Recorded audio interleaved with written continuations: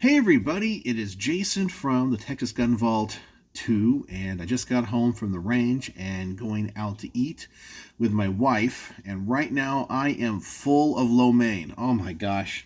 Went out to one of my favorite kind of Asian bistros, and I had some real spicy lo mein. Delicious, but I ate too much.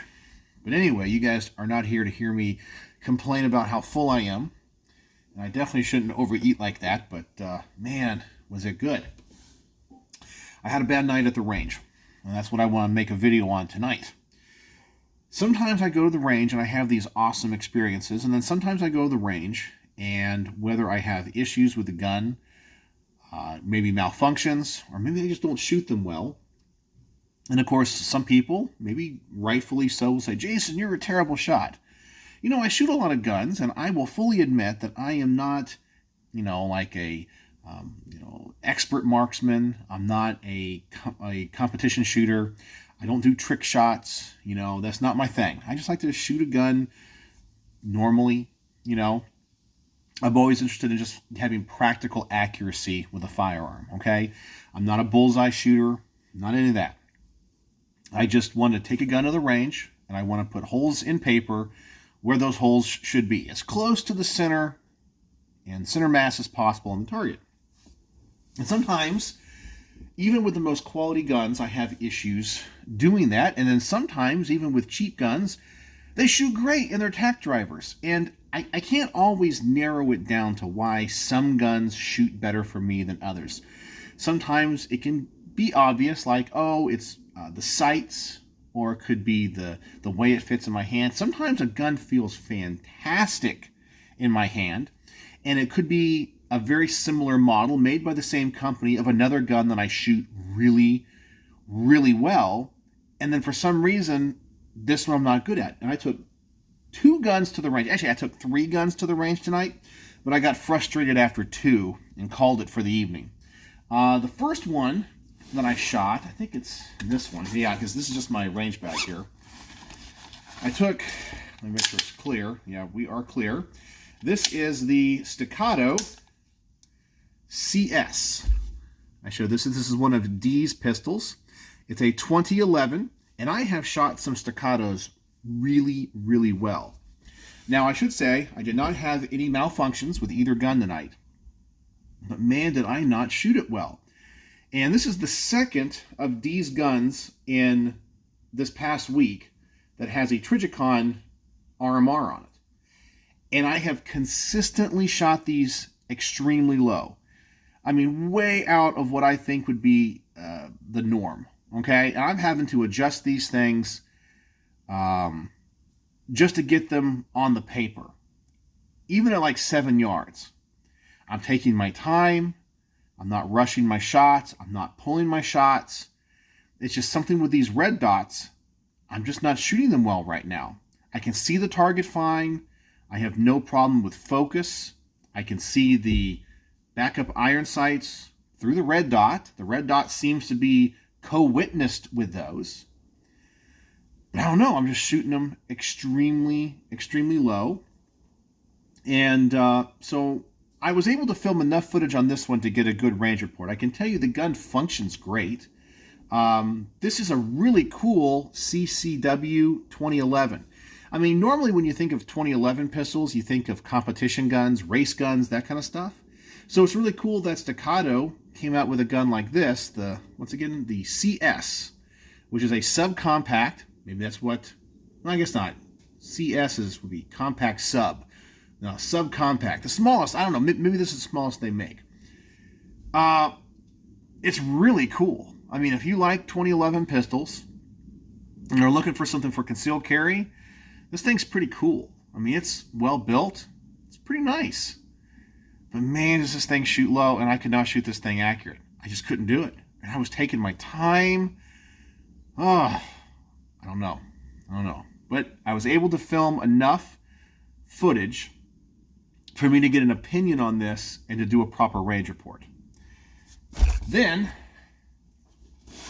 I took another pistol, which I think I showed you guys in one of my latest videos. It's a Colt. Colt government model double action. I showed you guys this in a recent, I guess, like upcoming projects video. Let me get the light on that right. That finish does not reflect the light very well. There he is. I think I figured out why they only made 300 of these, and not a single law enforcement agency even looked at them. I could not hit the broadside of a barn with this thing. I think I wasted 50 or 60 rounds just trying to figure this thing out. Now, I ran 230 grain ball ammo through it, and I ran 185 grain hollow points through it. And it's just all over the place. Now, the trigger pull is heavy. It's a double action only. I should probably get a trigger gauge. Okay, I'm doing enough range reports that I should probably get a trigger gauge. This thing is pretty heavy. And while I dry fire it, it feels pretty smooth. And the break is pretty predictable. It's a little mushy. I don't like the reset on it. The reset's the worst thing about this trigger. But the actual pull is pretty good. Not too bad. I mean, I've had double action revolvers that are way heavier than that. But this thing, I can't shoot accurately at all. I mean, I set out, the target at 7 or 8 yards. My first shots that I did film, I tried to put 2 magazines through it, and the target that I was using, I jokingly refer to as the booby target because it's like 2 circles. I know, ha ha ha ha. But anyway, it's pretty big, but not gigantic. It's not a full silhouette. And I think out of 16 rounds, I think I had 4 on paper. And I was like, good God, at 7 yards? I mean, I know I'm not the world's greatest shot or anything, but damn, where are those rounds going? So I pull it in the target, and then I set the target out, or I put on a fresh target. I put the target out at like 5 yards. Okay, I got some on paper. I got that 5 yards. And man, I mean, I was taking my time. It's not like I was rushing these shots, pulling the trigger back hard. I was really taking my time where I was pulling it back, slowly finding that wall and letting it break. I had shots that were high, low, and off the paper. But I got enough on target or on the paper that I was able to go, okay, so it is grouping generally low and to the left. But then I had flyers that were way high and to the right. And I wasn't trying to compensate for that. I was trying to put the sights right on the center of the target so I could figure out where I needed to hold the thing. I did have some erratic ejections with it. I had some that were ejecting right to the 3 o'clock position and just kind of flying downward. I had some that were ejecting forward, and then some that were ejecting like over my head. So I had erratic ejections, but that should not affect the accuracy of the gun. But I have never shot a firearm this inaccurately before at such close ranges. And I really did take my time. I mean, I really, really took my time with this thing. So I don't know what to do.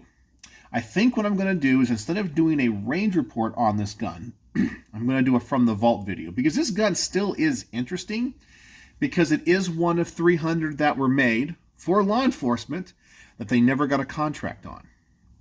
And it's not a double eagle. It's not a double action, single action firearm.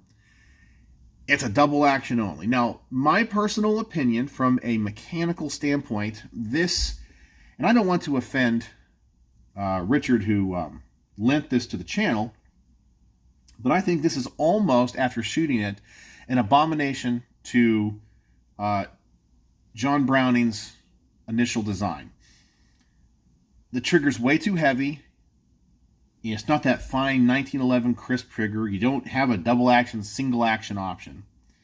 And I can't shoot this thing worth anything. It's still cool, though, because of what it is. So it definitely has collector value. And he's never shot it. So I'm kind of curious, once he gets it back, if he takes it to the range and see what he thinks. I mean, I really did take my time with this thing. And after the first couple magazines, I said, okay, I'm not even going to film it. Let me just figure this thing out and just, set up some targets all over the place. All over the place at various distances. I mean, the only distance I was able to be consistent with it was like 5 yards. 4 or 5 yards. And still, it was a crazy group. So, I don't know. I think I'm going to do just a From the Vault video on this, talk about its history, how cool it is. I'll talk and show a little bit of the range footage that I did collect with it. And just say, I cannot shoot this thing well at all. But I have never shot a gun that is this bad. And by bad, I mean I can't shoot it well. You would think at 5 or 6 yards, even with a gun that doesn't group well for you, you should be on paper. You really should. And I shoot a lot. I shoot a lot of guns. It's not like I'm some novice. I wasn't flinching. I don't know. But I did get one bit of footage where my rounds were on paper. Not great. And that's what I think I'm going to show as the introduction of this gun. And then I'm going to talk about mechanically it's interesting. But this is why, personally, the worst gun of any type is double action only guns, whether that be double action only revolvers or double action only semi-automatic pistols. Triggers are terrible. This gun, in my opinion, is only good for close-up work. So, for example, if you were in a defensive gun use at 3 feet and less, I guess it would work. But for me, if you're going to use it at the range, to me, having a full-size gun like this, as the 5-inch barrel, this is a kind of a range gun. Yeah, it's I don't know. Have you guys ever had a gun like this? Not this particular model, but like a gun that you just could not shoot well.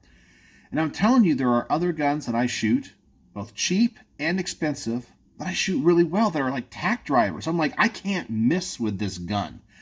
It's almost like I try to miss, and the gun still shoots amazing. But with this thing, I took my time, and it was bad. It ran. There was no failures to feed, failures to fire. There was no issues with any of that. Maybe some erratic ejections, but man, did this thing shoot bad for me. So, I just wanted to give you guys an update and ask you guys, have you ever had a pistol that no matter what you did, you just couldn't shoot it well? And I would think after about 50 or 60 rounds, this gun should start to group if it needed a break-in. But normally break-in periods deal with the function of guns, maybe the tolerances are a little bit tight and you're not, feeding right, or it's not picking up out of the magazine or whatever. And, it takes a couple magazines for it to kind of break in. But this thing, it's an accuracy issue. I don't know. So let me know what you guys think in the comments section below. And hopefully in the near future, you'll see a From the Vault video on the Colt government model double action, one of 300. So what do you guys think? Do you guys shoot double action only guns well? And if you have any pointers for me, let me know. So, as always, and I'm sorry I'm a little bit down tonight because I think I'm a better shot than this. So, thanks for watching.